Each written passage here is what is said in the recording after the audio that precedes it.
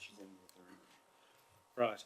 Okay, so welcome to Performance Management Board. I understand that Jackie from the CFPS will be attending and observing the meeting shortly. But in the meantime, the Openness of Local Government Bodies Regulations 2014 allows us to be filmed and recorded in the interest of openness and transparency. So can you please make sure that you always use your microphone, even though you might think you can be heard. We could probably hear you, but for the purposes of technology, we need to use the microphones, okay? So if you can just make sure that is the case, and it will be for training purposes only. Hi Jackie, hi, you all right? So, item 1, apologies for absence. Apologies from Councillor Beardsall, and the substitute is Councillor Cumberlack, and there's apologies from Councillor Jeffries, but there's no substitute. Okay, all right. Item 2, any declarations of interest?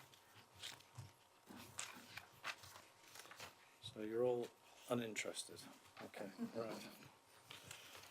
Fair enough. Okay, and item 3, minutes of the meeting held on 3rd of July. Can I sign those as a true and correct record?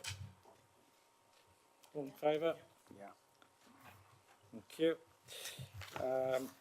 So, right, in terms of action points, which I'm assuming we're on page 9, aren't we?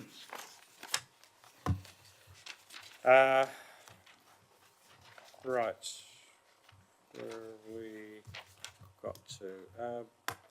Charlotte, do you do this or do I do this? It's entirely up to you. Right, Pete can do okay. it if he feels like it. Sorry? Pete can do it if you want to delegate it. Well, first of all, the first one, so response email to the board.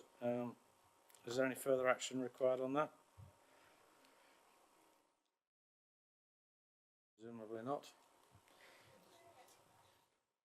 Right, okay, so the next one, in response to actions that officers are taking in relation to performance exceptions, a more detailed response will be provided in future updates. Does that mean relevant to whichever is taking place? It means that the report today, I think it is item 6, has got more detailed actions in it. Right, okay.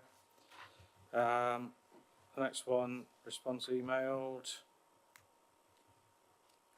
And again, the next one. And the last one at the bottom. So verbal response today. Which I'm happy to take, Chairman. The figure that was reported at the end of quarter 4 was 0. So when we came to have a look at this action and what you were requiring out of it, it was very difficult to provide any further information because there wasn't any information to provide. So I'm not quite sure how we got to this action. Don't know if anybody else can remember. Can anybody else? Oh, that was at the last meeting, yes. Can anybody else remember? That's a lame excuse. Okay, all right. Well, if it comes to mind, then fair enough. Right, let's go on to the substantive items. So, okay. So, item 4, car parking enforcement contracts. We've got the report before us. We're asked to comment on it, so I'm hoping that we should be having something a bit more substantive than just commenting on it. We've got Darryl Birch here, who I believe you're going to give a presentation, and I'm sorry I've forgotten your colleague's name from Broxtowe. Eric Mustoe. Derek Mustoe. And you are the enforcement manager? Parking manager for Parking Rushcliffe manager. and Broxtowe. For Broxtowe. So, welcome. So, Darryl, do you want to Yes, thank you very much, Chair. Just for any new Chairman, sorry. Just for any new members, my name is Darryl Birch. I'm the Service Manager for Neighbourhoods. I also oversee the Contracts Hub that manages a number of contracts, important contracts the council run. And one of those is the contract or partnership that we have with Derek and his Broxtowe team for car parking. So the report for PMB tonight is basically an update on car parking in general across the borough and also the update on the enforcement contract. I think it's probably fair to say in the report refers to this being a particularly busy year on car parking. The council adopted our first off-street car parking strategy earlier in the year. And we spent a lot of time working with town council and ward members in Bingham, introducing some short stay parking in Bingham. That's actually been really well received by residents and local businesses as well, in the fact that you can actually get into the town centre and you're able to park for 2 hours free of charge with a voucher from the machine. We've also recently introduced that again in Keyworth, doing exactly the same thing, working with town councils, businesses and ward members, and again it's been really, really successful. The car parking report also refers to the fact that we've introduced Ringo. When this report was written 2 weeks ago, the plan was that Ringo would be live, up and running. For members' benefits, Ringo is a national app that is used by many motorists to either pay online or through your mobile phones. It just gives car parkers another option to use when they're using our paid car parks. Unfortunately, we've done some testing on the rollout of Ringo and it's not quite ready yet, so we're not prepared to roll it out because, as you're probably aware, when things go wrong with car parking, we all get to hear about it. So we want to make sure Ringo's working perfectly. In regard to the report, there's 2 key areas that we focus on: off-street enforcement, which is council-owned car parks, and on-street, which takes place across the borough where parking restrictions are in place. And it's really important that we remember those parking restrictions are put in place by Nottinghamshire County Council, and also that from an enforcement point of view, we can only enforce where those restrictions are in place, and also, unfortunately, we have no powers over inconsiderate or dangerous parking. So Derek manages the day-to-day deployment of the enforcement officers, deals with the queries, and manages any appeals, and that's given us a lot more resilience, and also, often referred to Derek previously as sort of guru of car parking. He's got a lot of expertise, so he's able to deal with a lot of the questions that the residents raise. In regarding to the off-street car parking surplus, we received a small surplus of £40,518 when taking into account the cost of issuing off-street penalty charges. We actually issued 5,490 in 2017-18. Also, Table C may be of interest. It shows where we issued the 5,490 penalty charges, and also there's over 6,000 on-street penalty charges as well. In relation to actual car park income and usage for pay and display, I'm really pleased to inform members that both are up in comparison to the previous year. You'll probably note again from the table that part of the reason is due to the £1 compulsory charge taking place at Rushcliffe Country Park from April 2017. Finally, future plans moving forward include improving car parking lighting, hopefully the introduction of some electronic car charging points in some of our main car parks. And we're also very keen to try to gain the Parkmark Safer Parking Award, which is a national accreditation to basically show how great our car parks are and how easy and safe it is to park there. So members are asked to comment on the report, and I'm sure Derek will be happy to answer any questions you may have. Thank you. Thank you. I thought we already had that Parkmark. Was it? Well, we had something else. I can't remember what it was now. Certainly not aware of any we've got, but the Parkmark is one of the really nationally recognised accredited ones. And to do that, we need to be looking at improving our lighting in the car park, so potentially changing all the bulbs, updating some of the lighting, and also making sure the bushes and shrub beds are cut back quite low, so it's a safe place to park as well. Right. Okay. Just on table 8. Well, the tables. Why are we showing them as minuses? Because that gives the impression that the council is making a loss. Why can't we show them as income and then less the costs? I think, and I'm looking at Pete Linfield as the expert here, but I think it's an accountant's way of showing income by putting a minus in front of the figures. Yeah. Well, we use minuses or brackets, but that's generally the rule of thumb. You're so used to council being a cost to everything that you're mesmerised when income actually comes in. Is that We do our best to balance the books, as you know. Yeah, I'm just wondering why it can't just be income collected, then less the costs. gives you the, because, you know, the man from Mars looking at this would probably think, well, they're making us thumping great loss. Okay, maybe we can talk about that later on. Right, let's have some questions. So I've got 4 so far: Councillor Walker, Comblack, Phillips, and Thurman. No, just then. Not me yet. Councillor. Oh right. Oh, sorry, Councillor Plant. Right, Councillor Walker. Welcome to Thank you, Chairman. PMB. Can I ask you to give us a bit of an explanation about how the administration costs are split between the county council and the borough?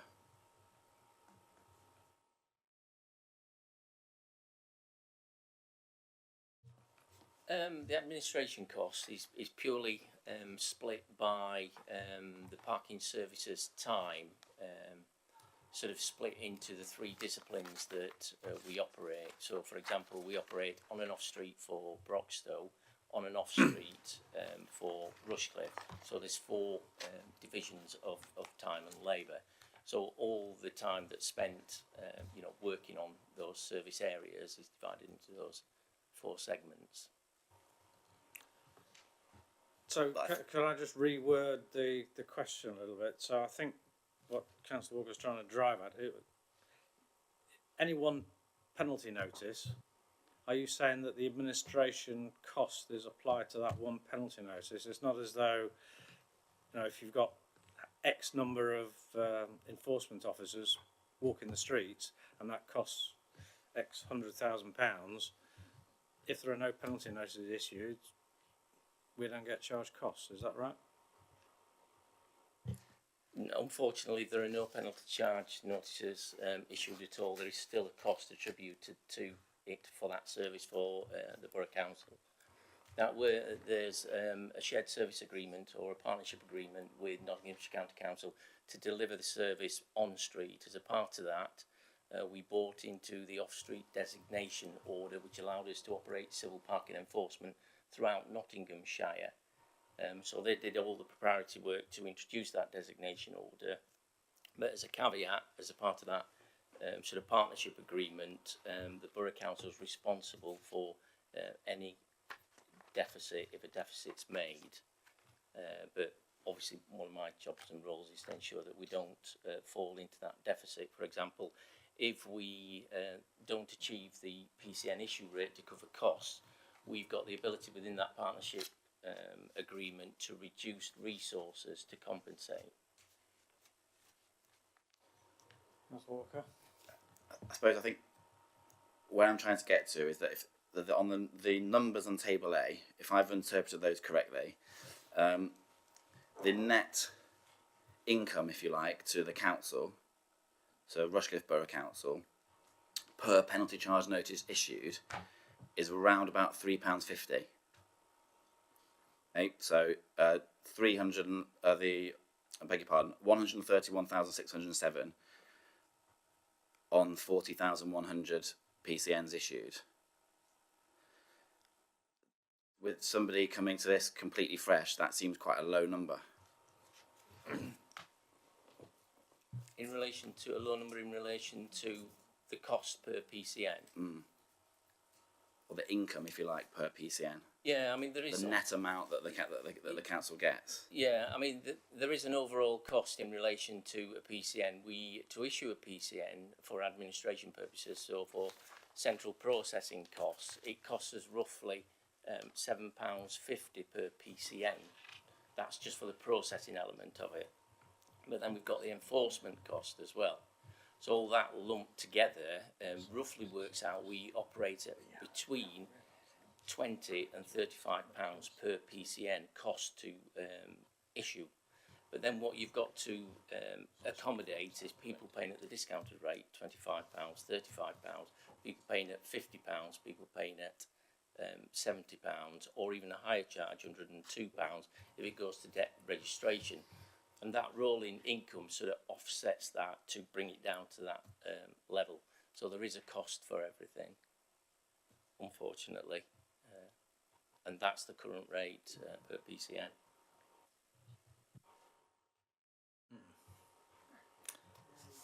Yeah, I'm slightly mesmerised as well. Maybe we might come back to it, perhaps. Councillor Cumberland.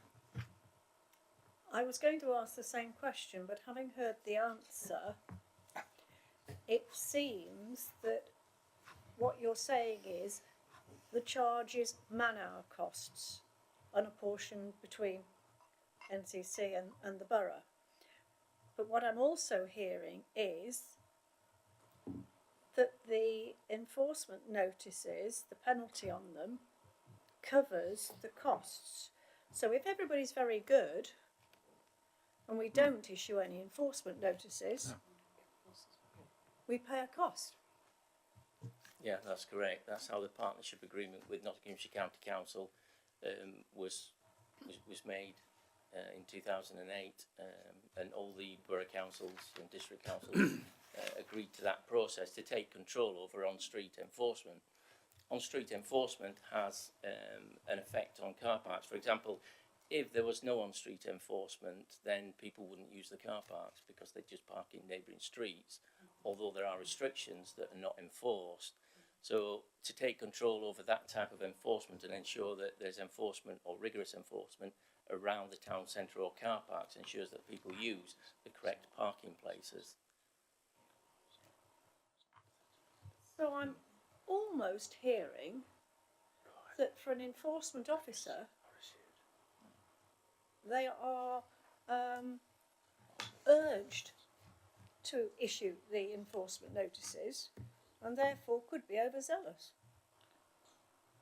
No, that's never the case. There's no encouragement for an enforcement officer to issue a PCN. There's an expected number of PCNs based on the current level of non-compliance. We regularly measure non-compliance in each area, which means there's a known number of PCNs achievable because of that level of non-compliance, and we match resources to that level of non-compliance.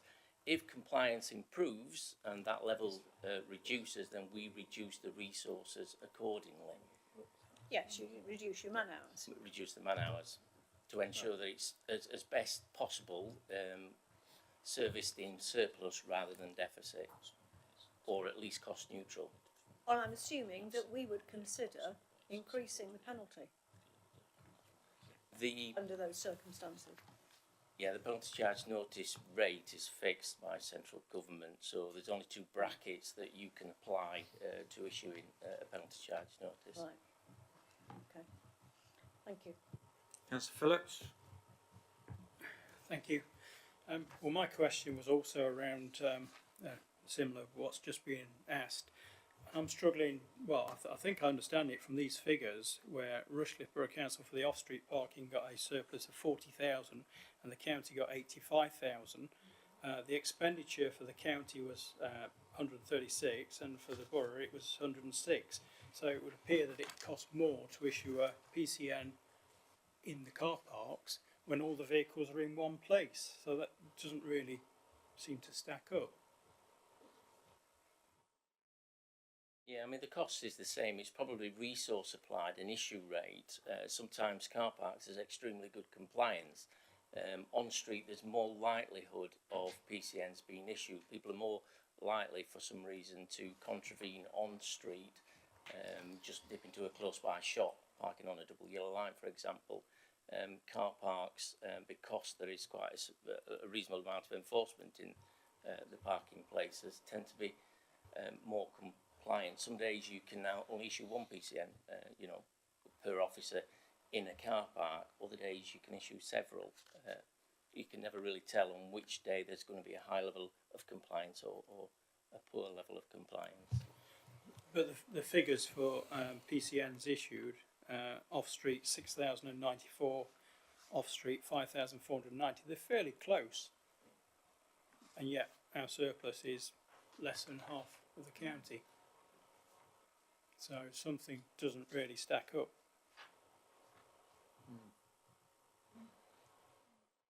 Yeah, I can only imagine from that that it's just there's more resource applied sometimes to off street to ensure regulations are met. Right. In which case, some of that surplus needs to come down off the county and come to the borough because we're easier to manage. Yeah, I can understand how you may well assume that, but that's not always the case. For example, we have to enforce blue badge parking bays within car parks to ensure that there's fair usage, but there may not be a high level of non-compliance in those areas, but there's an obligation because of the off-street parking places order to ensure that we carry out those demands. There are also other things within parking places that we do as a part of that enforcement role. For example, pay and display machine maintenance. The officers do frontline maintenance, so while they're doing frontline maintenance, they won't be doing enforcement and things like that. They do defect inspections, so they inspect car parks. So there's a certain element of the service that's provided off-street that's not provided on-street, because the two are separate items. On-street is pure enforcement. Off-street, there are other duties that officers carry out on behalf of the borough. What is frontline maintenance? Frontline maintenance would be ensuring the pay and display machines are kept in a working order, changing ticket rolls, servicing the machines to ensure there's nothing wrong with the coin mechanisms, because there's a lot of transactions through those machines, cash collection, for example. So just taking Councillor Phillips' question, if there's a differential in the surplus, which there appears to be, who decides on how the costs are apportioned? The costs are apportioned per PCN, and the hourly rate's the same for on-street enforcement officer as it is off-street enforcement officers. Therefore, the ratio should be... Well, an off-street, for example, an off-street enforcement officer might issue 8 PCNs a day, simply because they're pure enforcement. They don't do any other duties other than enforcement. Off-street, an officer may well be doing other duties, therefore his issue rate's a lot lower. So the issue rate's going to be disproportionate. And the cost disproportionate because of those other services and duties. Mr. Linfield, do you understand? Because I don't.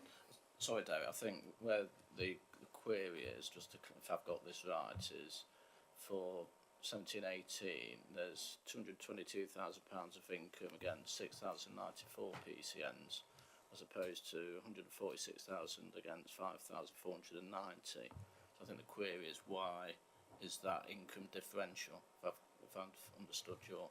Well, no, it's the surplus. Why is the surplus? Yeah, I know, but why the costs? Yeah, but the reason the surplus is higher is because there's more income from the PCNs from the on-streets. Yeah. Yeah, it's different ratio, yeah. That's the query. So I'm right in saying you've got two completely separate groups of officers then?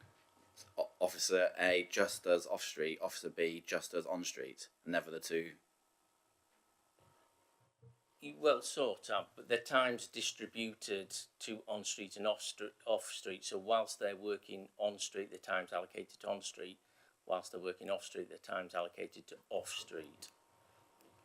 Generally what we have is 2 officers off-street and 2 officers on-street. So to take as an example then, if you walks down Gordon Road in West Bridgford, which has got on-street timed or time limited on-street, and then there's also the nursery, the Gordon Road car park, which is off-street. Surely it's the same. Well, I know it is because I've seen them. It's the same officer that goes down the streets and then goes into the car park. So are you saying they have a stopwatch and they actually tie it and clock it and say, right, I'm just walking onto the into the car park now, and the meter goes over onto off-street? More or less, the handheld equipment that they use monitors their time spent on any location. For example, if they walk down Gordon Road, they log into Gordon Road. That monitors the time that they spend on Gordon Road, monitoring on-street restrictions. As soon as they go into a car park, the handheld recognises that and monitors them in a car park and allocates their time differential to that car park. So yeah, effectively, their time's monitored both on-street and off-street. Sometimes it is the same officer, sometimes it isn't the same officer. But the time allocation is split between those 2 disciplines, on-street and off-street. Okay. This Councillor Phillips. So the device that they've got then, all the data is on that device, and you could apportion exactly the right amount of cost to each PCN issued. Is that what's happening currently? Yeah, but it's based on the amount of hours that they spend. Each month we have a deployment hours. They declare a number of hours that's going to be worked, then we reconcile that at the end of the month with what's called a DPS, which is allocated from the handheld or the reports that we get based on the time attributed to on-street and off-street. And it is separated at that point. It's separated on a daily basis. We can separate it on a daily basis, both on-street and off-street, showing how much time spent on each discipline. Okay. Right, Councillor Plant. I bet glad to move on to something else. I will, at the risk of not wanting to be quoted on this, the only positive I can see about unitary status is that one council will deal with on and off street parking, which I think could be no bad thing really. But speaking obviously as a West Bridgford councillor, the main complaints that I have, and I'm sure I'm not the only one, are about parking, either not parking in the right place, people who are blocking other people from getting out, etc. And it is, you know, they want residents parking, you put resident parking in, of course it just moves everything on. You know what the arguments are. And as you know, as you rightly say, obviously inconsiderate and dangerous parking, they have no powers to deal with that, and of course there's no police around to deal with those things either. So these things just, you know, but it is one of the biggest things within West Bridgford, and I'm sure it is across the borough as well. What I am pleased to see is that, you know, we have now brought charges into Bingham and to Keyworth, so it's not just the West Bridgford car parks fund actually maintaining car parks across the whole of Rushcliffe, which I never thought was particularly fair. And what I see on page 12, paragraph 4.5 is that that you are going to be local stakeholders are looking at long stay parking in Bingham. I just wanted to say again, I think there was in the parking report that was done quite recently, there was some talk of looking at extra parking in West Bridgford in terms of off street, and I'm just wondering if anybody can tell me if that's been developed anywhere or moving forward, because every time I go into shops in West Bridgford, I do, if without being rude or whatever intrusive, I try and ask people if they work in Bridgford, if they live in Bridgford, and if they're not, where do they park? Well, they're not parking in the car parks if they're doing 4 or 5 hours a day, because of course the charges are too high, so they're parking on the streets. And that is causing, a huge amount of problems for residents. So I'm just trying to see if we're moving forward in terms of West Bridgford, in terms of any sort of extra long-term parking that one also would be affordable. Well, the answer to that is the search is always on, but there's nothing available at the moment. We've tried, for instance, adjacent to the contact centre, put in a bid for that, which was grossly over succeeded. So if we can manufacture some more land, then we'll achieve that very quickly. Councillor Comblack. I'm sorry, I'm going back to the previous points. When you talked about the off-street numbers, you implied that the officers were having to look at and maintain the parking machines. Surely these figures should actually extrapolate the maintenance costs so that we can see that.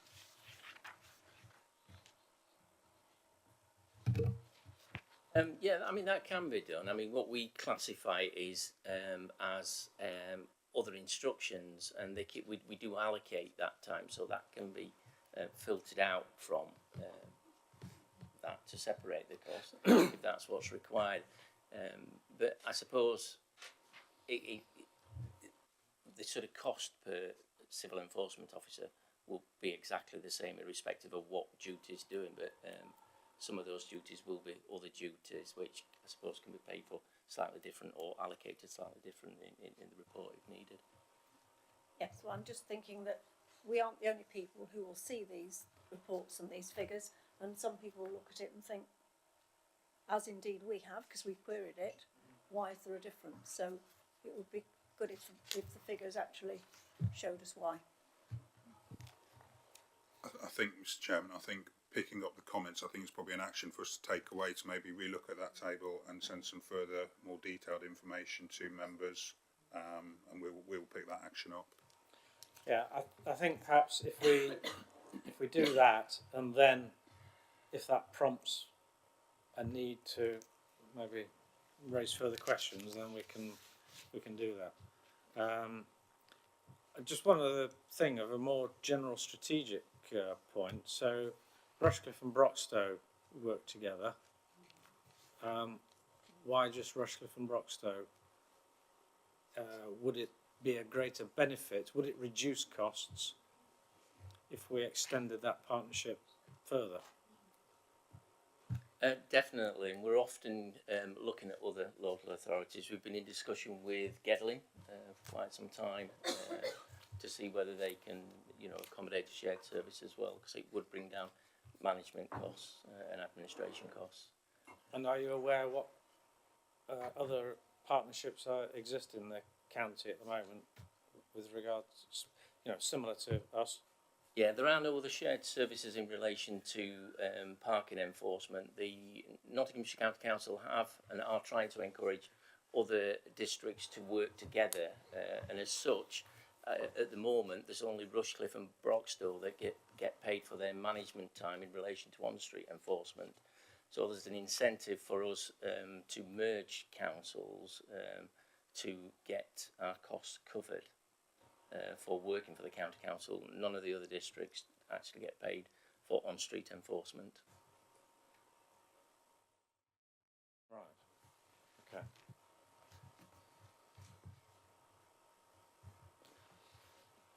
So where are the costs apportioned? Oh, never mind. No, it's not really related to Rushcliffe, does it?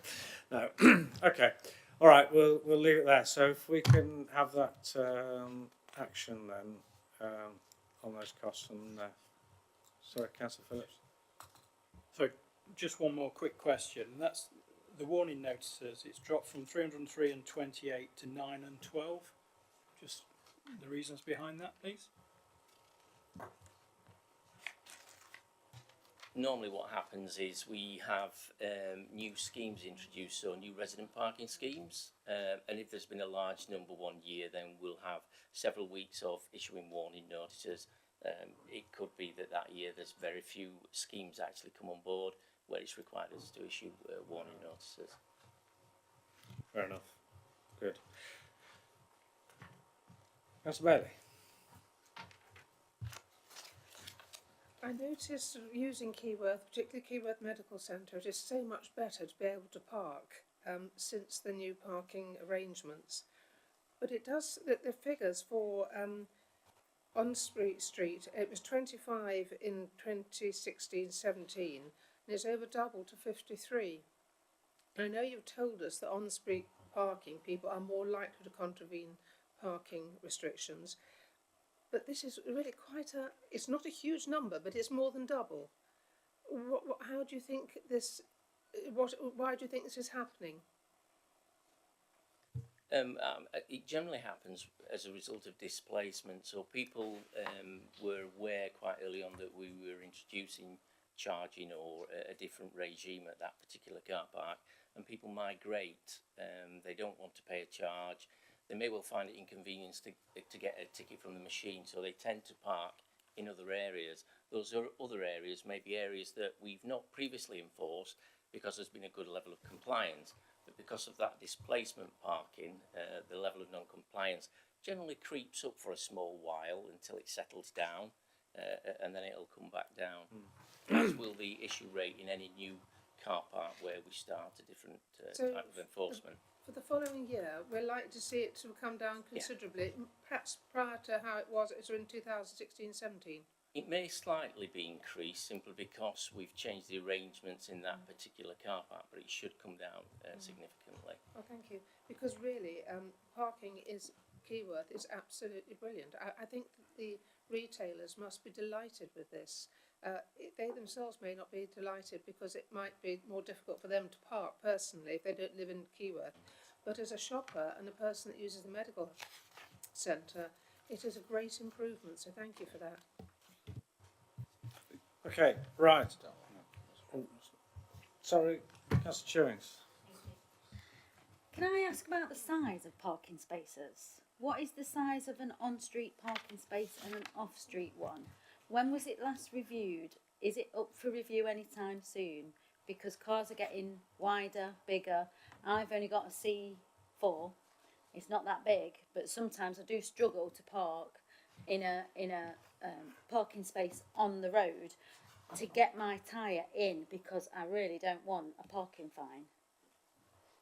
Yeah, I mean, it's the Department of Transport that sort of set the rules in relation to the size of parking bays, particularly on street. And these can differ depending on carriageway width as well, because they try to accommodate the width of the carriageway and vehicles. And you're right, it's recognised nationally that vehicles are getting bigger and spaces aren't keeping up with that increase in size. I mean, at some point, I think some new ruling will come out from DFT that will give us a new minimum size to work to, but that will reduce the number of spaces available for people in town centres. So you would have to compensate for that some other way. So if you park on the road and your car is wider than the white line, are you going to get a parking fine because your vehicle is wider? For people say also with like work vans, if they're parking on the road, they need to nip to the bank and put some money in, and they've parked on the road for half an hour and their vehicle is wider because it's say it's a transit van. They've parked the best they can. Are they going to get fined because of that? A part of the CAO's training is to look at this anomaly, and wherever someone's made a reasonable attempt to park within the markings of a parking bay, then they would never get a penalty charge notice. What tends to happen is these days cars are expensive, they come with expensive alloy wheels, so they generally give the curb a wide berth and park outside the markings of a bay. So an enforcement officer will gather evidence in relation to somebody making a reasonable effort to park within the bay. So it's obvious that they haven't, then they will issue a penalty charge notice. Some people will park on the curb, obstructing a curb to fit within a bay. Once again, an enforcement officer would take action against that because it obstructs the public highway. So as long as somebody's made a reasonable effort to park within that parking bay, irrespective of its size, and that's evident, then a penalty charge notice wouldn't be issued. Okay. As long as it relates to this, because that wasn't really... Yes, isn't it? So if you've got a long van and it takes up 2 car parking spaces or 1 and a bit, do you have to pay for 2 parking tickets or just 1? No, there's no provision for commercial type size vehicles within parking places or within car parks. It's deemed unsafe to have something of that size obstructing other vehicles, signs, etc. So there's only a provision for 1 space per vehicle. So if a vehicle's not of a suitable size, then really it shouldn't be using that parking bay. Okay, right. So we've got that action. Are we taking that as the recommendation? That's the action to take forward. Okay. Everybody happy with that? Accept that? Yeah. Right. Okay. Thank you very much indeed for venturing over from Broxtowe, and thank you, Darryl. So a quick stage management change. So item 5, planning enforcement update, something which I know is dear to many councillors' hearts, and probably one of the things that we get drilled over by residents the most. So welcome to Andrew Pegram, and I've forgotten your name. Emily, sorry. Emily Dodd. So welcome to both of you. And so perhaps best thing is let's hear from you first, and then we can take it from there. Thank you, Chairman. My first apology is I didn't include Emily on this first slide because I wasn't sure if she was coming this evening, so I do apologise. You have a report before you which sets out how we deliver the enforcement function within Rushcliffe. That covers obviously starting with the corporate enforcement policy. You also have there the legislative framework, not easy to say, and the tools which are at our disposal in enforcing breaches of planning control. You have some stats on number of cases. You also have some information about the resources, and I've done a comparison there with other authorities across Nottinghamshire just to see how our resources compare with other authorities and the cases that they deal with. And then you have some examples of how we've gone about resolving some cases. And I think on that point I would sort of start by saying that we are encouraged by government in government guidance to try and resolve breaches of planning control through discussion and negotiation, and only serve notices as a last resort. And possibly, I don't know if this is my view to a certain extent, but I think if we have to serve a notice, I think we failed in our duty to try and deal with it before we get to that stage. I've got a presentation which just builds on that report and provides some more examples or some more information about the examples that are in the report. So, first slide, when we get a complaint in planning, we categorise it depending on the nature of the breach. So, building operations, obviously that's someone building something without permission, so it's a structure. Breaches of conditions, so where we've granted permission and they've had conditions imposed on that permission. Sometimes we get complaints about people not complying with their conditions. And you'll see that the way I've ordered these is in terms of the numbers at the side here are the number of complaints received in each category for the year 17-18. So it's ordered in sort of obviously the most complaints received in respect of here down to demolition and conservation area where we had nothing. So non-compliance with plans is exactly what it says. So we've given planning permission and we may get a complaint from someone saying, I don't think they're building in accordance with their approved plans. Change of use. So someone may be running a business from home, for instance, that we have to investigate. Advertisements.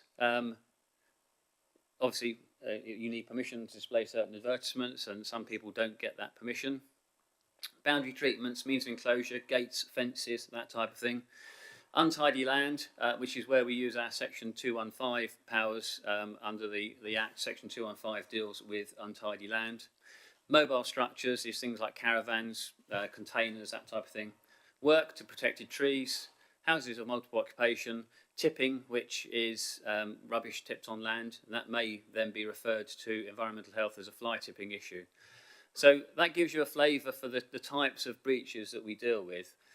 It does say in the report that doesn't quite add up to 307 because there is one report we had which we referred straight on to highways because it related to a highway matter.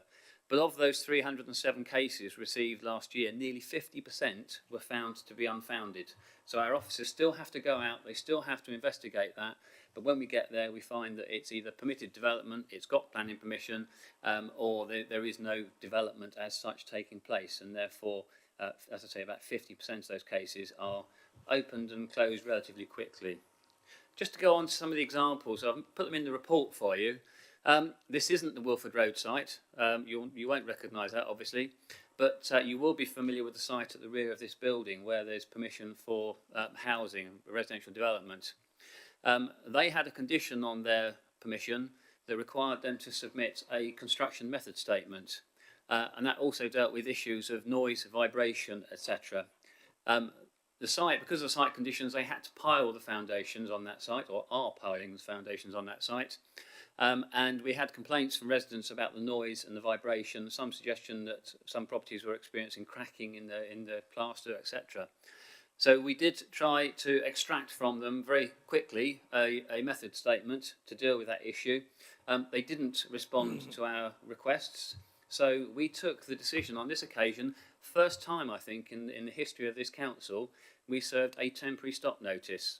And that basically, I went down site with the enforcement officer at about 4 o'clock on a Thursday afternoon possibly, served the notice on them, and they stopped within half an hour. And then we had 28 days to resolve the issue. The other thing we did with the assistance of the ward councillors is we facilitated discussions with the schools, because there was concern that the noise of the piling was going to disturb the exam period and the pupils taking their exams. And again, through that, we managed to successfully encourage the developer to cease piling during that period. So it was a bit of a joint effort ourselves, the ward councillors and the schools brought about that cessation. This is a building I'm sure you're probably all familiar with, Park Lodge on Central Avenue. It's a curtilage listed building to the hall, Bridgeford Hall. When you look at this, maybe you might think the bricks look a bit dirty. So the new owner decided they were going to clean the bricks. They used a rather aggressive method to clean those bricks and ended up stripping the face off the bricks. Fortunately, we stopped them before they got round all of the elevations. But they were, as I say, they were using sandblasting, which took the face off the bricks. The implication of that is that if the dampness gets into those bricks in the winter, when the frost comes about, they'll swell, crack, and that's it. You've lost the integrity of the building. There was also damage to the mortar. So again, we needed to address that very quickly. What we did, we served a listed building enforcement notice. We also went down the route of doing prosecution investigations, and eventually we did get them to, through the enforcement process, to redo the brickwork. A very long process, effectively involved almost sanding down the face of each brick, applying a stain to it, and then sealing them. So that was the result of that case, and that's the comparison. That's the before, that's the after. It doesn't look exactly the same, but we did save the structural integrity of that building through that action. A site that's probably familiar to some of you in this room, Sutton Bonington, 22 Lancroft Lane, was a site where Gypsies moved onto the site in 2007, I think it was. Subsequently to that, they did extend the site. It's the blue area and the hatched area. This is one where two-pronged approach to a certain extent. They applied for planning permission for the smaller area, the blue area. We served an enforcement notice to remove the hatched area. They went to appeal on both of those. The blue area was allowed at appeal. The appeal against the enforcement notice was dismissed. And through that process, again, apologies about the quality of this photograph, but you can see they removed the element that was the subject of the enforcement notice. So again, in my view, although it was a drawn-out process because of the appeal, it was a successful outcome. Advertisements on Wilford Lane. The point I would stress, and it's in the report, development generally is not illegal. If people do development without planning permission, it's not illegal. It's unauthorised. The exceptions are carrying out work to a protected tree, damage or demolition of a listed building, and the display of an advertisement, which are all illegal. The minute you do that without the permission, they are an offence. So here, two signs, we got them to remove this one successfully without actually resorting to any formal action. So these are examples where we didn't have to serve a notice. They removed that one. That one was only just above what we call deemed consent, the size of signs which can be displayed without permission, and therefore we decided that it wasn't expedient to take action to get them to remove that particular sign. Series of screens here. These are all about windows in buildings. This was one that wasn't in accordance with approved plans. Again, we resolved that by attracting an application and imposing conditions to ensure that that window didn't result in overlooking of the neighbouring property. This was a first floor window installed without permission in an apartment, and again we negotiated the obscure glazing of that window to overcome impact on neighbouring properties. And this was replacement of windows, again a curtilage listed building, but there was a bigger story involved with that one. There was lots of unsympathetic alterations. So through the discussions we managed to achieve a good end result. Although we haven't asked for the removal of those windows, we did end up improving the overall quality and the appearance of the building. The final slide I have for you, obviously some things can be drawn out in enforcement. Sometimes the people that we are investigating can use the system and they can effectively draw out the inevitable end of any formal action. So this is in regards to a site on Flintham Lane at Screveton, which is now occupied by gypsies. We received a phone call at 5:15 on a Friday night saying that the gypsies were moving onto the site. Clearly we couldn't do anything immediately about that. They also, at the same time, they put in a planning application through the planning portal, although it was submitted on the portal on the 5th, but we didn't effectively get that until the Monday morning. Again, we've only did it once before on the land at the back here, but we served 2 temporary stop notices on the 20th of February. That's fair way into when we were dealing with that, well, not fair way, but it was at the point in dealing with the application where we had decided that we were going to refuse permission. So we served temporary stop notices to prevent additional caravans and hardcore being brought onto the site. We then served an enforcement notice and a temporary stop notice, a stop notice. You can't serve a stop notice without an enforcement notice. That was served on the 26th of February. The application was determined and refused on the 2nd of March. They appealed to PINS on the 7th of March. Unfortunately, we weren't notified that the appeal was valid until the 29th of March, and we didn't actually get, more importantly, a start date until the 8th of August, when an inspector was appointed, and we now have a hearing date of the 13th of November. So you can see from that, in terms of when we're likely to get a decision, the other site on Stragglethorpe Road, where we had gypsies, it took something like 6 to 8 weeks to get a decision back from PINS. So that's going to be over a year, not through any fault or lack of effort by our officers, but by the fact that the process is open to exploitation, if you like, and people can use the system to delay the inevitable outcome. Any questions? Thank you, Chairman. Thank you very much. Just page 18, paragraph 4.3. Determination of planning application, statutory, enforcement, discretionary. Yes. I didn't realise that it was discretionary. Yes, it is. That's a shock to, I think, all of us. So I suppose you could almost turn the question around the other way. Why bother doing enforcement at all if, in theory, it's not the law of the land? Okay. Yes, it's basically, just to reiterate that, we have a statutory function to determine planning applications, so if someone submits an application to us, we have to determine it. If this council wanted to make a budgetary saving, we could say we're not going to do enforcement. I think that would be hugely unpopular with councillors. I think it would be equally unpopular with residents. If you like, the confidence of the planning service is people judge the planning service more by the enforcement function, I think, than they do through the planning applications. So if you've got an enforcement function which is bringing about results, then they obviously have some faith in the planning service. I wouldn't say it's totally on enforcement, but it is one of the things that's recognised.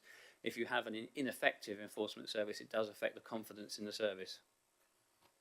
Yeah, which is what you've highlighted in which paragraph was it supposed to? 5.1.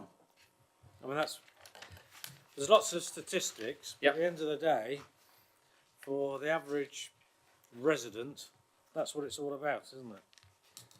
Which is what you've just already highlighted, really. Yes. Is the service credible? Is it effective? And will people believe that you are actually carrying out that enforcement? You know, you can have as many statistics as you like. But yeah, I think the expectation of the public, and we see it time and time again, we get a call on a Monday, someone's building an extension, we go out to look at it, they think that we can stop that development in its tracks. The action that we take has to be proportionate to the breach. So we have to make a very quick judgment, if you like. If it's an extension, would that extension get planning permission? If it's an extension that might get planning permission, we may either decide it's not expedient to take action, or we might try and attract an application. But in those circumstances, I would argue it's not appropriate to serve a temporary stop notice. So you have to make a very quick judgment, and the action we take has to be proportionate to the breach and the likely outcome of that case. Yeah. Councillor Kamala. I hear what you've just said about things have to be proportionate. And I also understand that it's a discretionary enforcement. But the instance that I want to highlight, which I'm sure you know what will be coming, is land south of Solney Fields, which was a planning application which began in 2014, and right at the beginning, detailed in that planning application, was a hedge, an historic hedge, which the builder, who was a developer well known to the council, decided he could deliver his bricks through the hedge, so partially destroying the hedge. And the council were advised of that. Nothing was done to stop them, and that actually ended up in an appeal, which I only found out yesterday, was dismissed, where they built a wall with a gate in it instead of what had been a hedge. And had that been enforced right at the beginning, it would have saved this council money. So obviously paragraph 5.1 is very relevant to the residents in Upper Broughton, and I just feel that if planning enforcement took place earlier, and I do appreciate it is a balance, but where you are dealing with a developer who you've had problems with before, who you know is playing the system, absolutely played the system, this guy did.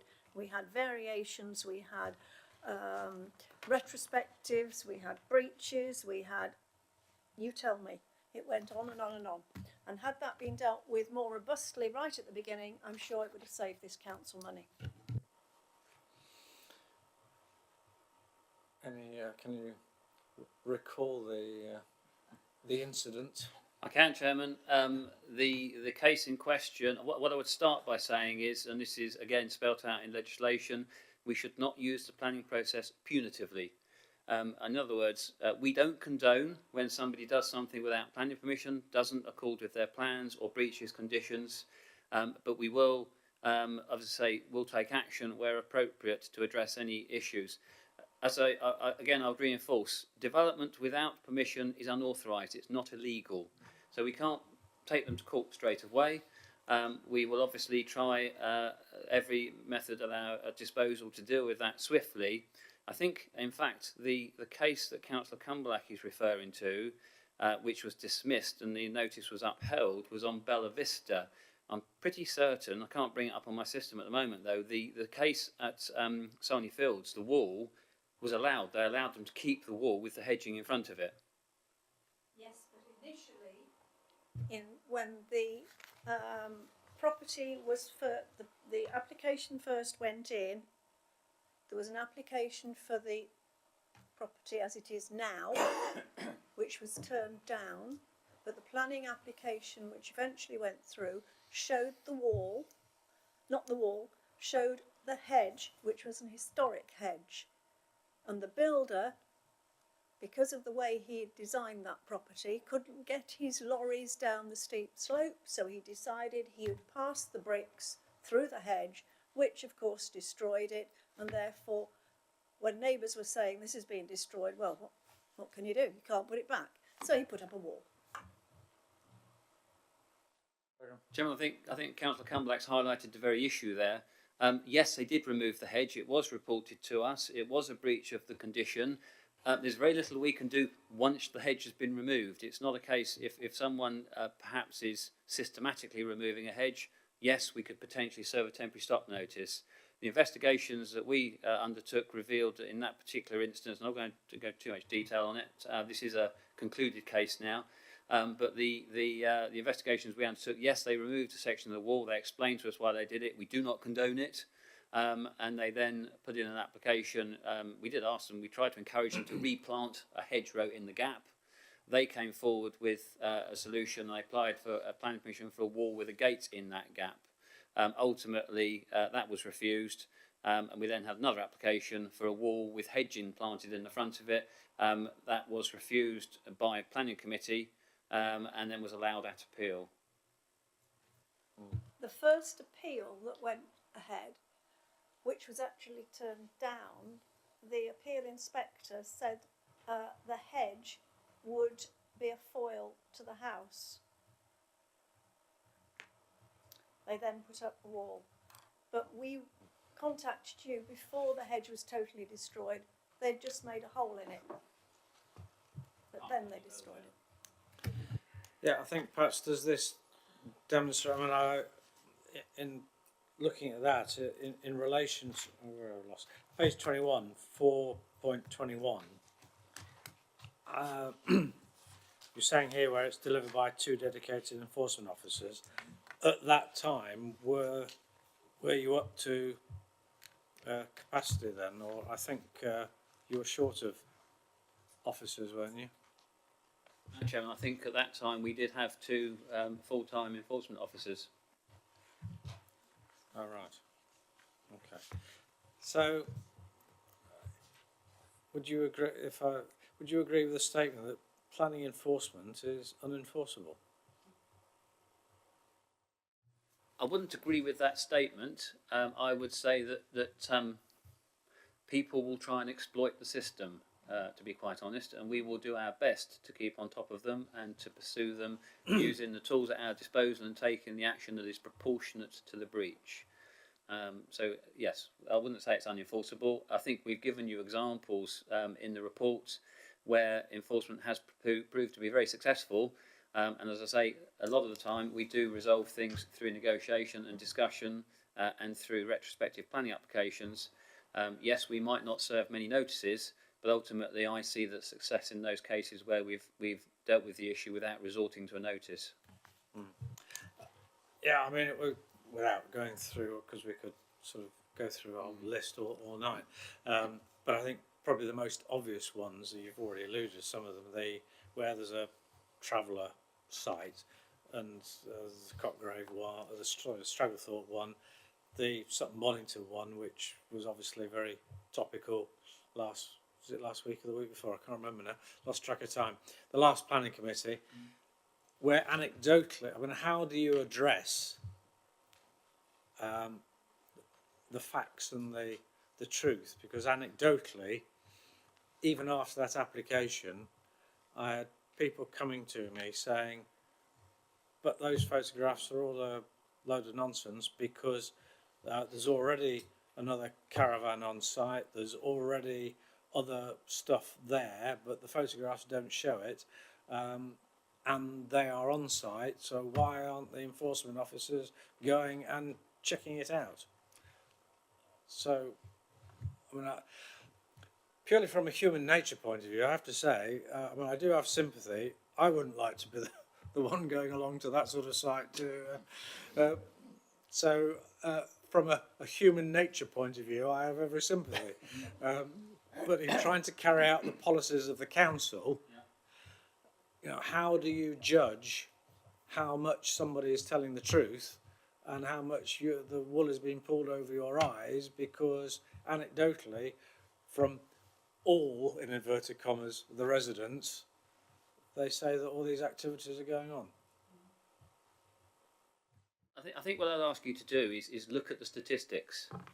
If you look at the number of complaints we receive, the number of cases we receive, I think the issue then is that there are a small proportion which become high profile. They end up in planning committee, they end up on West Bridgford Wire, they end up in the Nottingham Post. So if you sort of take those out of the equation and look at the vast majority of cases, I believe, and I would say this, obviously I'm managing the service with Emily, we believe it is a good, effective service. There are 1 or 2 cases which would distort people's view and opinion of that service, in my view. The issue with Lancroft Lane, without getting into too much detail, is that the application considered by members was in regard to a specific issue. The issue of all the other factors that were alleged breaches of planning control are being investigated. My understanding was there wasn't an extra caravan on the site at the time my officer did his site visit for the planning application. The application was for an extra caravan. Yes, there are some other issues there which we are dealing with the landowner. Unfortunately, those investigations and resolution of those issues are frustrated and protracted by the nature of the individuals we're dealing with because they are away travelling a lot of the time. Emily. I was just going to add that the issues dealing with gypsies and travellers are affecting councils countrywide, and there is a government consultation either currently out or just finished about how we can speed up that kind of enforcement process, and the Borough Council has commented on that. I've fed into that along with our environmental health officers to try and speed up this process of how we deal with these unauthorised encampments. So this is extra. Yeah. I've got another question for you, but let's Councillor Thurman. Thanks, Chairman. I think we're getting too much detail here about as opposed to what we've got. But from a point of view of a ward member, and this is personal to me, in a local area, you know an awful lot of the people.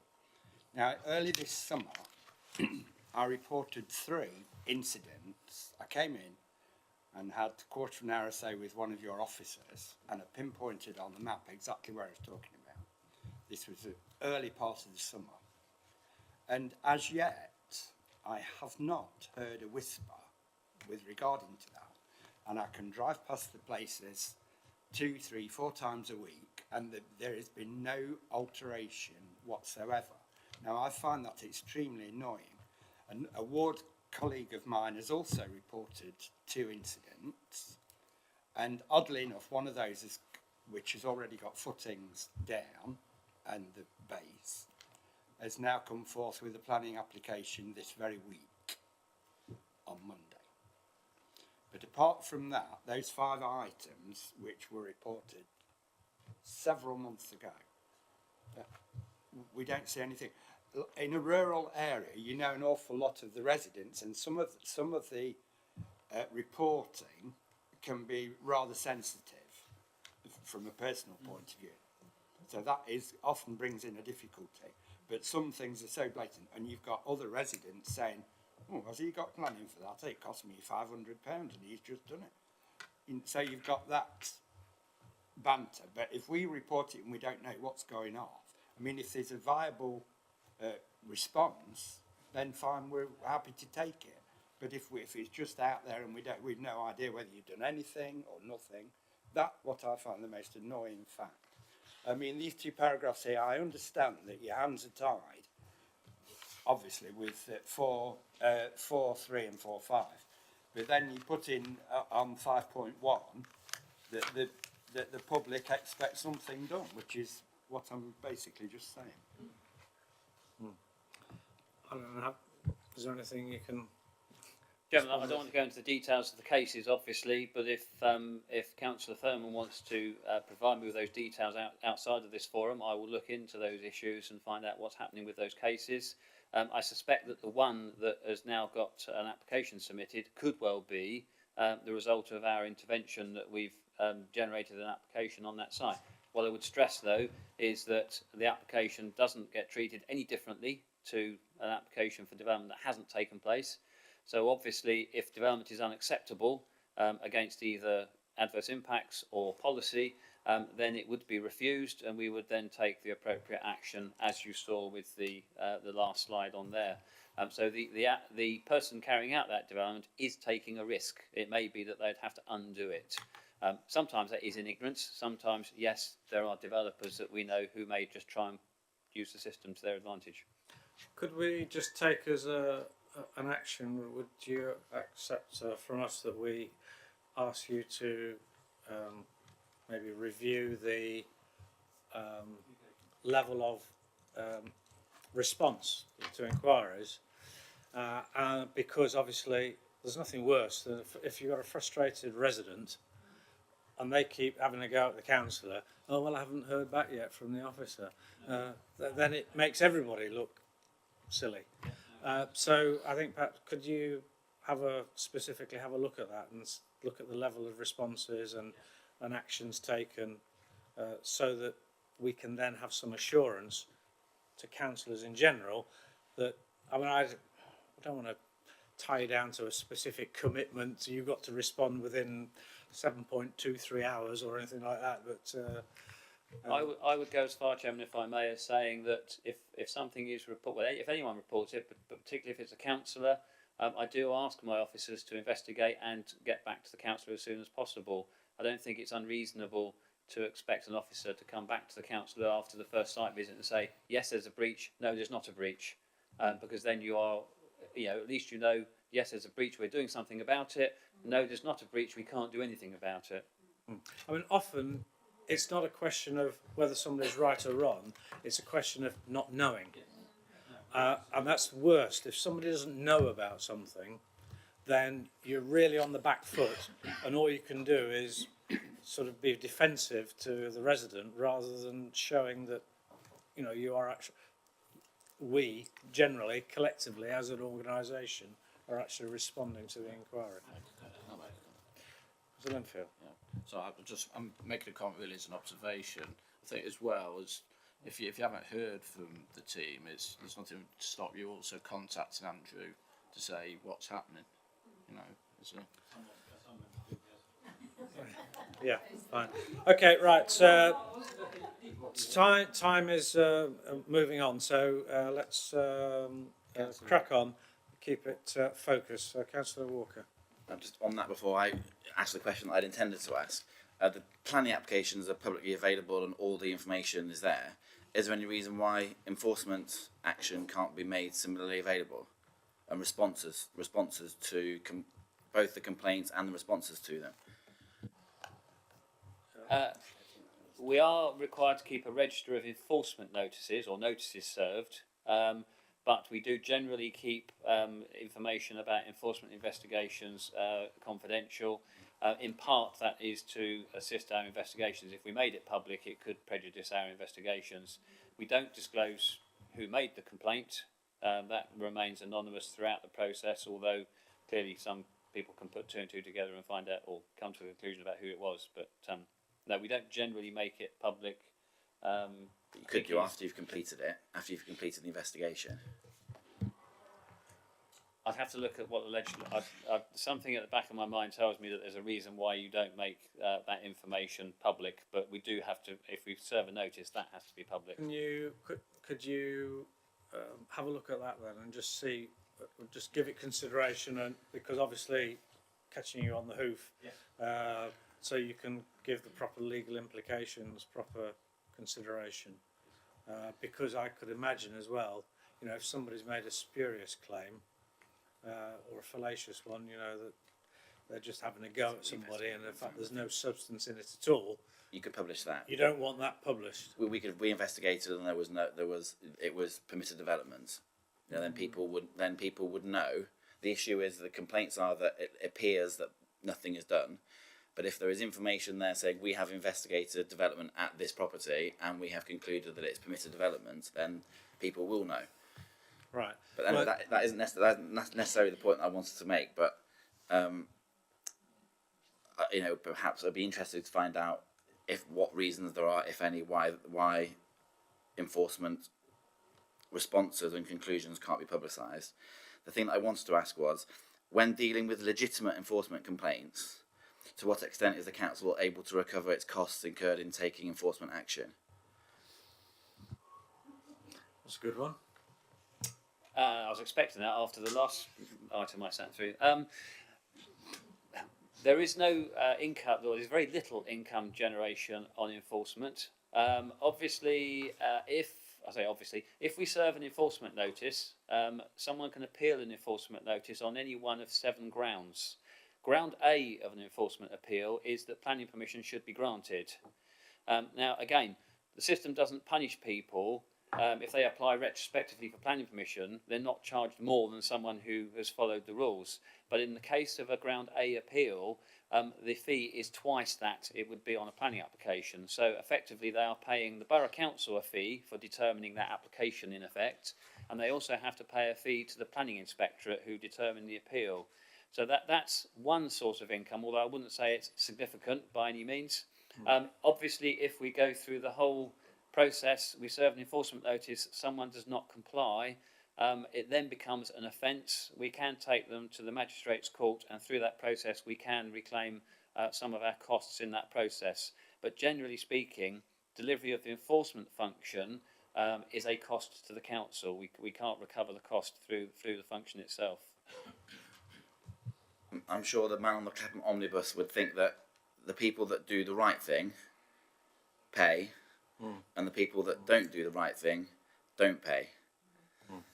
That's fairly standard knowledge, if I'm right.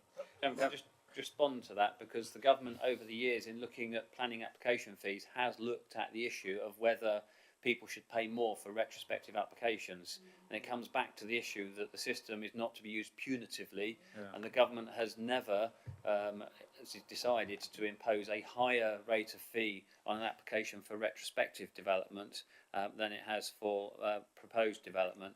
The other issue is just picking up on the point about advertising enforcement outcomes. The issue, to a certain extent, with enforcement, not like a planning application. A planning application is advertised and it can affect a lot of people, particularly if it's a big development. A lot of our enforcement cases are complaints from individuals, and they are always kept informed of the outcome of the enforcement investigation. So we do always make sure that the person who's complained finds out. Beyond that, I guess, other than for the reputation of the council, there's no great benefit in then publicising all those results. But we will look at the issue of if there's any legal reason why you can't. The cost point is not just about retrospective planning applications. So the Wolford Lane pilers, for example, you know, that's caused failure to comply with the condition that was set has caused the council additional costs. And I think most people would see that it's reasonable that in that situation, those costs are recovered or in full or in part.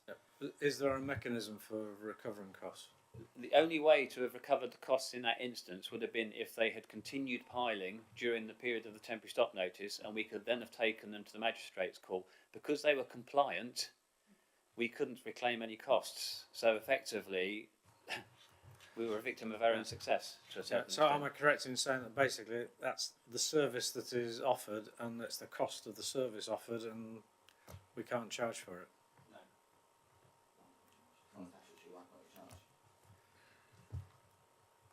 Because it's unenforceable, isn't it? If we charge them, could we enforce it? No, I don't think you could enforce a charging regime on enforcement. Again, the issue is who would you charge? There is a certain extent, nearly 50% of our cases are unfounded. Do we charge the person who complained when it turned out to be an unfounded case? They don't know the rules and the regulations. They rely on us to advise them of the rules and regulations and enforce the regulations. Similarly, as I said before, the system is not to be used punitively. So it's not, you shouldn't punish someone. Although I say, I reinforce, we do not condone it. It's not to be a sort of a punishment. Okay, Councillor Plant.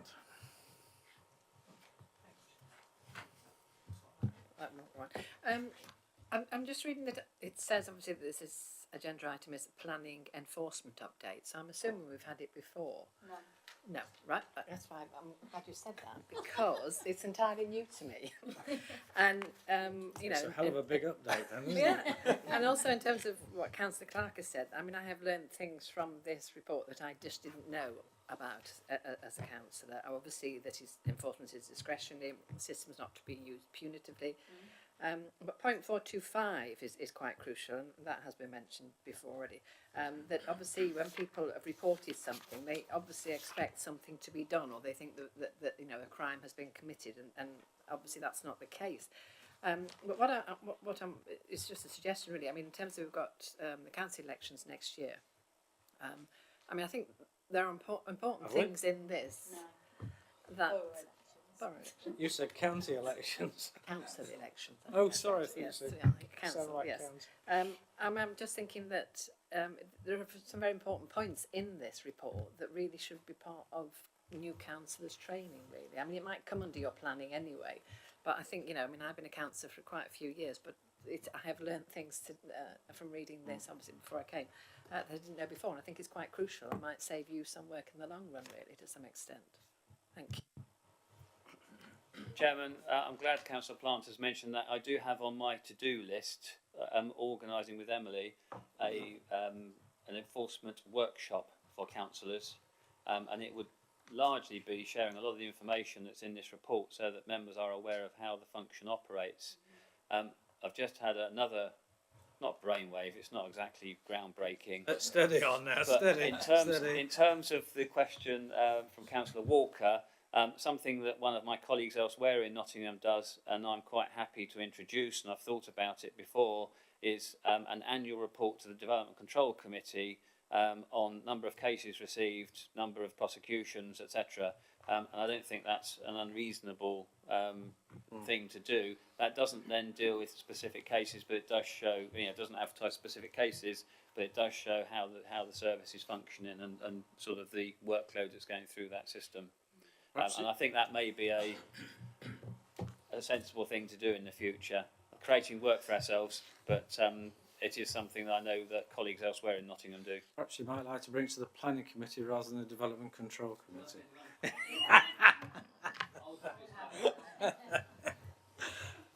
Right, okay. Councillor Comlock. Yes.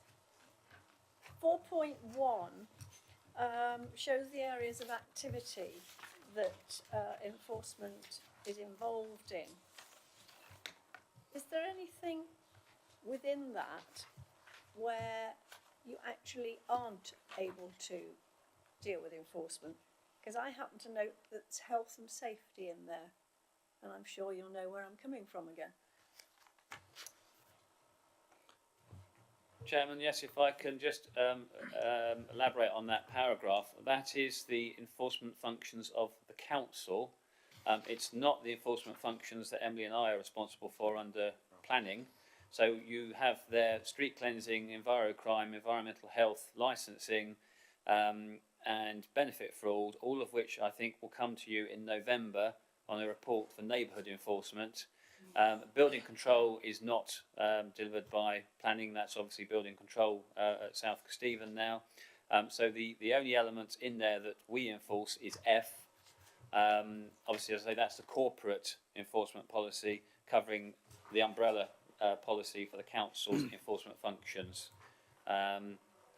In terms of other things that we can't enforce, yes, there are things that we can't enforce. The starting point is if it's not development, it's nothing to do with planning. If it's dealt with by other legislation, that is normally a clue that it's not something that we can enforce. So Party Wall Act comes to mind. Health and safety is dealt with by the Health and Safety Executive. So quite often when our enforcement officers are investigating issues, they may have to refer it to another agency. We've been investigating recently an issue of tipping on a site, and we had to refer that to Nottinghamshire County Council because it may have been a waste operation, and we also referred it to the Environment Agency because there may have been an EA licensing issue associated with it. So quite often we do work with other agencies in a dual, multi-pronged approach to try and address it by the best means. Okay, right. No other. Right, I've one question for you. This is an open goal for you. I'm not very good at kicking a football. All right, then. How about rugby? It's a hockey goal. Yeah. Oh, you've got hockey. Ah, right. Yeah. It's an open hockey goal. I do a lot of peer reviews and other things, and this is the sort of question I always ask after I've interviewed somebody. So, well, to be helpful to you, how would it help you? Is there something that we can request or do that would help you improve the planning enforcement function of this council? I better put a caveat on that. Paying for 20 enforcement officers isn't one of the options. Wasn't what I was going to come back with, but is this a five puck shootout? The issue with planning, and you know I do cluster sessions around the borough with parish councils. My belief is there's a lot of myths about planning. And I, for a large part of my career, have always gone out of my way trying to educate people about the planning process and how it works. Are you asking how councillors can help us? No, no. How, maybe either through a recommendation or something, an action from this scrutiny group that would help you improve the planning enforcement function. I'll maybe let Emily think about that and come in a moment. I think the enforcement workshop with members is going to be key to, and not being patronising but educating, because I think Councillor Plants mentioned that she didn't know things about enforcement until this report. And I think as representatives of the community, you can help us work is almost in partnership to deliver an effective enforcement function. We are reactive largely with planning enforcement, so we respond to complaints that may come through members of the public or through councillors who have been approached by residents. So we are reactive. We are rolling out a more proactive system to deal with the large developments which we have many of in the borough at the moment. I don't think it's an issue about resources. I'm not going to ask for 20 officers. I know I'm not going to get that. I wouldn't get it past Pete. Sorry, Mr. Linfield, I should say. I think the issue is it is about education, and it's about if we say it's not a breach, we get some residents who come back to us time and time again and won't accept it's a breach. So we need to be able to educate the people that we can only take action where there's a breach, where it's a breach of development, and that would help us, if you like, in terms of being able to focus on the important cases that, as I mentioned earlier, are the small proportion that become high profile and may be there in the public domain, in the paper, and they're the ones that give an impression of the service.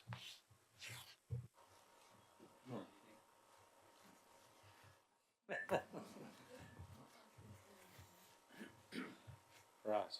Okay.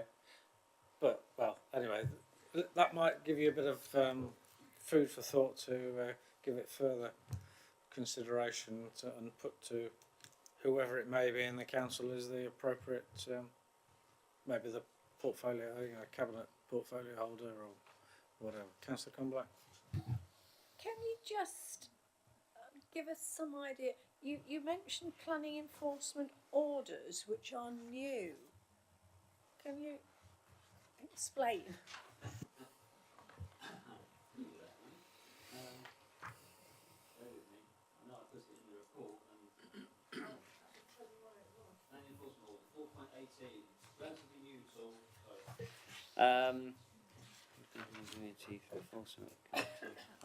Yes, this is basically, there was a very high profile case a little while ago where someone had built a dwelling and disguised it with hay bales. Oh yeah, that was on the television a few weeks ago. Now, if I take you back, I did see it flash past just now, if I take you back to paragraph 4.6, if we do not identify a breach or take action within certain timescales, and for operational development and change of use of a building to a single dwelling, that's 4 years. All other breaches, it's 10 years. If we do not take action during that period, it becomes immune from action. So we cannot take enforcement action. It's not authorised at that point, but they can submit an application for a certificate of lawful development. And if they can prove that the activity or the building has been in existence for those periods, then we are duty bound to give a certificate of lawfulness, which makes it lawful. What the planning enforcement order does is deals with where there's been a deliberate concealment of a breach, and that takes away the immunity periods, basically. Right, so they can't do what you can do. It's not like sort of fencing something off and after 20 years or whatever it is, you can sort of deem to claim that land. That principle doesn't, because you're saying they've hidden it, then the clock doesn't start ticking. No, we would have to prove deliberate concealment, is my understanding of that particular tool. So like with the gentleman who built a house and hid it behind hay bales, clearly there was a deliberate attempt to conceal that development from prying eyes, and that's where the planning enforcement order would come in to effectively say, right, those periods for immunity do not apply in this instance. Right. Okay. Great. Right. So I think we've got these actions. So there's the reviewing the way in which responses to inquiries, enforcement inquiries are carried out. Looking at an enforcement workshop. I suppose there is a practicality which Sir Linfield just whispered in my ear. What's the practicality of arranging that, bearing in mind there will be new councillors next May, possibly, I should say, shouldn't I? Well, there are bound to be some new councillors. But it's probably worth maybe doing a little bit of a refresher workshop during this current term, and that might give you a good sort of dress rehearsal for then doing a fully fledged one in the induction process after May. Does that sound reasonable? Chairman, once we've produced a workshop, other than legislative updates, twice I've been able to say that without getting me tongue-tied, other than those changes, it's not difficult to roll it out again, to be honest. It's just an officer time involved, and as I say, I'm not adverse to doing cluster sessions with parish councils and training sessions with councillors at all, so I'm more than happy to look at that. I think we do have a training plan, don't we? And I think this is one that we had aimed to deliver before now, but just obviously with the growth in the borough, which is to a certain extent sapping the capacity of the team and me, we haven't yet done it. But we, as I say, on the back of this report, I think it wouldn't be too difficult to pull together an enforcement workshop for the existing membership before the next elections. And I don't know whether I'm slightly off piste here, but whether just a quick briefing on the revised MPPF could be included. Yes. Just by way of sort of 2 items within the one workshop. Now, was there a third action? The Emma? report. Yes, I've got written down to investigate what can and can't be made public in terms of the investigations. Yeah, that was the one. Yeah, great. So, To Council Thurman. sorry? Respond to Council Thurman as well. What response, don't you? Well, yeah. Outside the meeting. Okay, yeah, that's fine. Right, yeah, well that will be, yes. It was a generalised thing, yeah, but... Yeah. Okay, so are we happy to accept those recommendations or for actions?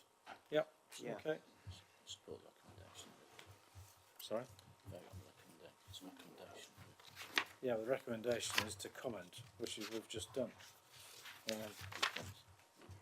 Where is it? Consider make comment on and endorse the work of the. Well, yeah, okay. So if we say the recommendation that we endorse the work of the work and performance of the enforcement team, and request the actions that we've just listed.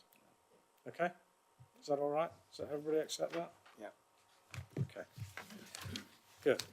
Right, and thank you for your little mini marathon, and we'll let you off for good behaviour. Thank you.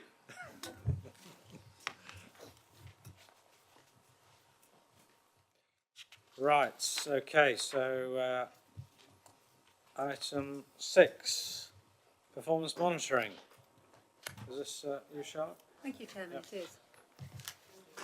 Standard report for this group, but this provides the Q1 performance monitoring for the current year, 2018-19. You will notice on the bottom of page 29 that we have selected 5 performance highlights from this first quarter's worth of data. And at the top of page 30 there are also 5 exceptions.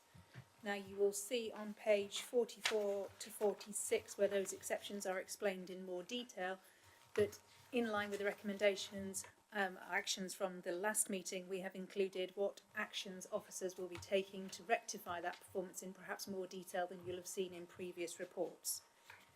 The exceptions that are listed there, 2 of which, the top 2 apply to planning. So we've got the householder planning applications, the time that it takes to process those, and the percentage of appeals. I know that one is of great concern to councillors, but at the moment that is only one appeal allowed. It takes us 2.5% over the target for this year. You will have spotted, hopefully, on our social media channels last week, a very significant fly tipping case of fridges on the A52. We actually had a really good feedback to that bit of social media, which has led to 2 possible leads, which the Streetwise team are now tracking down.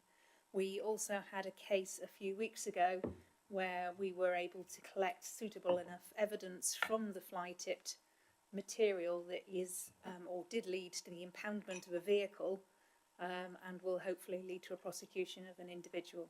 So whilst the cases are going up, and as we've said before, this is a national issue, officers are doing everything they can to prosecute, and we will publicise those when we can as a discouragement for future cases.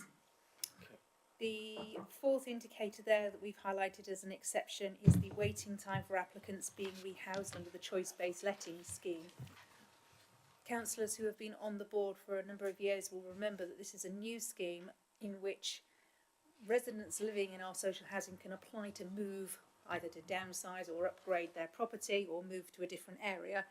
They are not in housing need, they are not homeless, they are not in bad accommodation, they just fancy a change, and as a consequence they are more than happy to stay on that register until the right property comes up for them. So there will be a couple of cases there that are extending that over 3 weeks over the target for the current time, but again it's not something that officers can control or influence.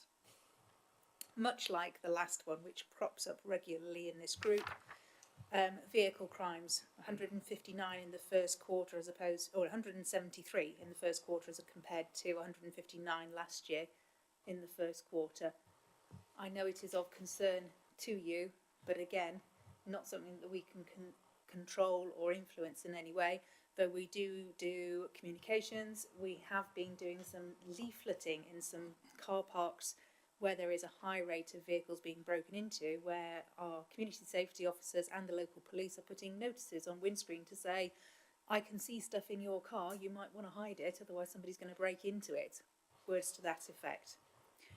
As always, I'm more than happy to answer any questions that you have on the report, but at this point in the year I do not have any significant concerns. Okay, right, thanks for that. Yeah, the last 2, the choice-based lettings, you could, people could say, well, housing is now delivered by another provider, but we are still responsible for strategic housing. Therefore, I think it's something that it's incumbent upon us to know about it. And similarly with vehicle crime, although we could say, well, that's police matter, but at the end of the day, it's the lifestyle of the borough, and we need to know what the trends are, and whether there's anything that we can do to help. Any questions or comments? Councillor Jones. Would it be possible with the choice-based lettings one to break down the target and have them for people who are wanting to exchange on one criteria and other people who are waiting to be rehoused on a different one, so that would change the numbers on here and probably bring it back into the target? Because I know of 3 in Cotgrave who are on the list for an exchange, and they could be on there probably for years before they do get one, and it does skew the figures. Not a problem, I'll take that back to Donna Dwyer and see if she can split it out for us. Okay. Right. Any other? No. In which case, we'll just go on. Well, we're basically accepting the report. Yeah. Okay. Everybody all right with that? Yeah. Councillor Plant. Some of the targets, but on some of them, there aren't any targets. Is there? So I'm looking now. Number of work experience places organised, value 13, going down, but there are no targets. Is that? Off the top of my head, without looking down the list at the ones that you're specifically looking at, there are a number of reasons that we don't set targets. The primary one is if it's a new indicator for this year, we've got no performance data on which to base the target. So in the first year that we've got a performance indicator in the basket, we won't set a target, we will wait for the first year of performance and then set the target based on that. In other cases, it's not actually possible to set a target at the beginning of the year. It's not always easy to see how we can influence the outcome. And perhaps another reason is, oh, and I've lost my train of thought. I did have 3. That must have been the best. Probably, yes. No, it's gone completely. I can see that might be the case in some cases, but in terms of work experiences and the number of apprentices, it would be nice to actually have some to aim for, wouldn't it? You may not get there, but I think, rather than just drift, we'll have a few here and a few there, it would be helpful to actually have something to go for.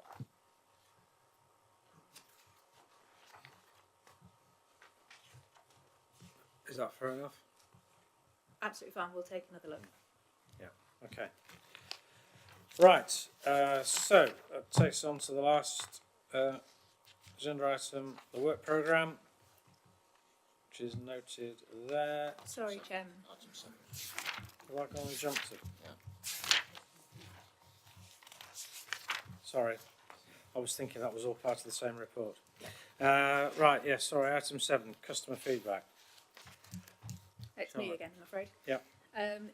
Each year we bring to Performance Management Board a review of customer feedback over the previous year. So this includes both the complaints that the council receives and also any compliments.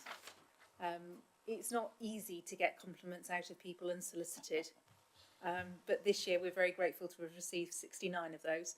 You will note that when we do get compliments, we put them in councillors' connections so that you can see that the work of the council is appreciated by the residents.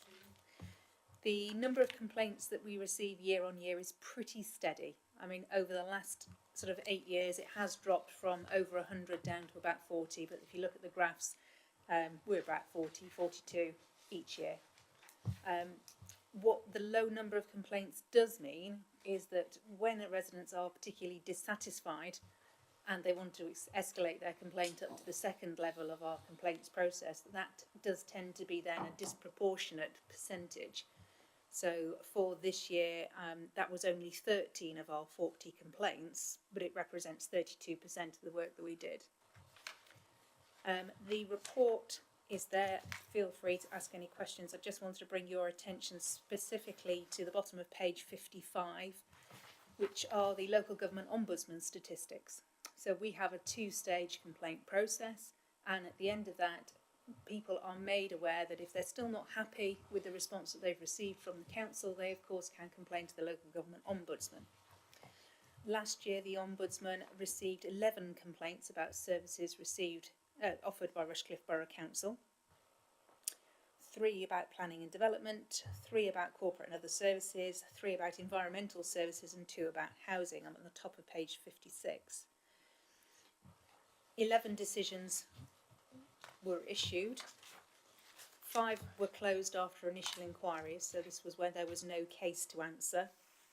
3 were referred back to the council for local resolution, so this is where the ombudsman found that we were lacking in some area, but it was something that we could fix, we could put right and make recompense, and 3 were upheld.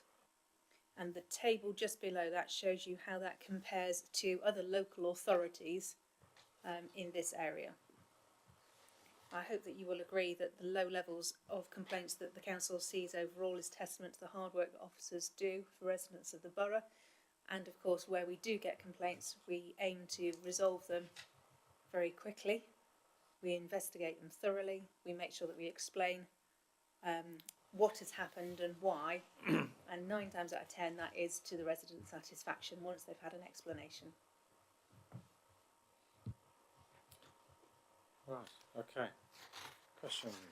Councillor Convalac? When you talk about a complaint, where are you getting those complaint figures from? Are these people ringing the contact centre, or are they people ringing directly, or coming via a counsellor, or? Okay. We have, when we looked at the complaints process a number of years ago, you have what we call a service request, which goes through the contact centre and goes along the lines of, gosh, you've missed my bin again. You haven't collected my bin. These kind of things that we can instantly go, right, that's fine. We can look at our records. We can see that your bin wasn't out. That's why we haven't collected it. Or your bin was out and you're right, we didn't collect it. We'll come out this afternoon and pick it up. That's what we call a service request. They don't even come to my team. They just get dealt with. If somebody writes us a letter of complaint, an email of complaint, or fills in the online complaints form, and it is either it's a multitude of things that have gone wrong, it's not something that is just a service request that can just be fixed without question because we don't have the information available, so we've got to go and investigate. That's what we classify as a complaint. Answer your question. Yes, thank you. Councillor Walker? Thank you, Chair. 4.4 justified complaints. 14 last year, 21 this year. Another way of describing those statistics is a 50% increase. Is that something that's concerning, and are there any kind of patterns within those numbers? No, we always look for patterns. Unfortunately, with such low levels, there's not much correlation between the complaints. It is concerning that the number of, or the percentage increase is as high as it is, but the overall level of complaints is still low. What we do take is where we have justified complaints, we take it back to the team leaders, supervisors, lead specialists, the managers in charge, and actually talk them through, well, what went wrong and how can we stop it going wrong in the future? That usually gets fed back to frontline members of staff through team meetings and such like, so they are continually kept updated of where people are complaining and what went wrong and what they can do to make sure that doesn't happen again.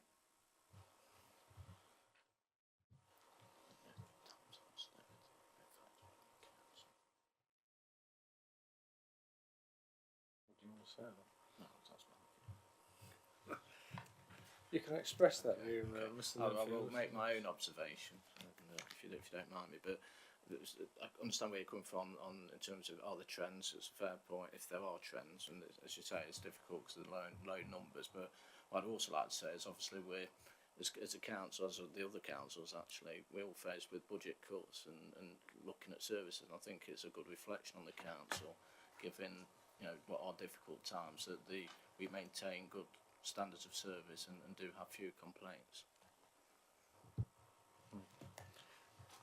I thought you were going to ask about the table showing escalation of complaints and the number of. By all means, I can do. Do you know causes for the sort of continued increase of complaints that are escalated past stage 1 over the last few years? Page 54, 4.2, the pink bit of the bars.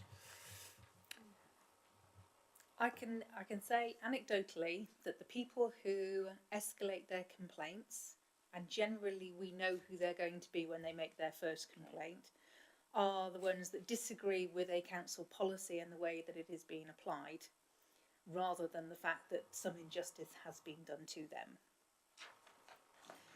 We tend to be very good at spotting when we've made a mistake and then putting it right, but that doesn't mean you can please everybody, because at the end of the day, some things are just how they are because of the policy, the way we're doing things, the budget, whatever it happens to be, sometimes even central government legislation. Yeah. This is the way this services works. Okay. Right, any other? No. Right, so basically, are we happy to accept that report? Straightforward. Yep. Okay, good. I'll take that as consent. Right, now we will go to item 8, the work programme, and you'll see the two next meetings in November and March there with the items listed. Are there any other issues that anybody wants consideration given as to whether we put it on the work programme? Not at this stage, no. So we're happy to accept that rolling work programme. Yep, good. Okay, right, lovely. With that, that's the end of the agenda. So with thanks to our observer, and I'll declare the meeting closed. Thank you.